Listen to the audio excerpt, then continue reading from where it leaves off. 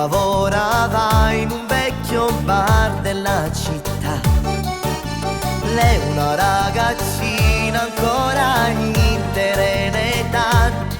Un giorno la fermò, lei lo rifiutò. Gli diceva: sei brutto e cretino, tu non fai per me.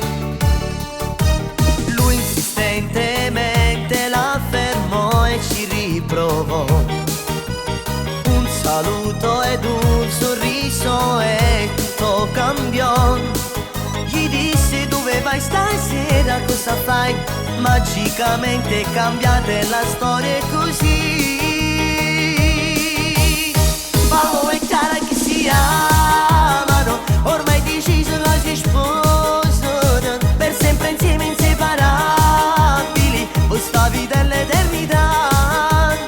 Paolo e Chiara che si odiavano, solo gli sguardi li uccidevano, ma dentro il cuore si volevano e ancora nessuno non capivano.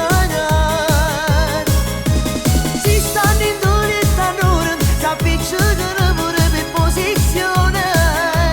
Lei che decide il suo gioco, Chiara è pazza e fatta così. Paolo e Chiara che si amano, che cosa strana che si sposano. Due ragazzini che si odiavano, siamo insieme a restare. Bionde d'occhi verdi, sguardo bello e affascinante. Lui poca cultura, ma sai bello rintocorare. È stato all'improvviso due pazzi innamorati. Oggi sulle tiro cielo e può fare assai.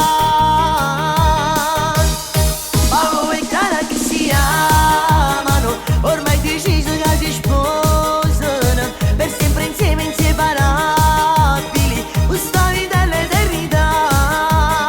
Paolo e Chiara che si odiavano, solo gli sguardi li uccidevano, già dentro il cuore si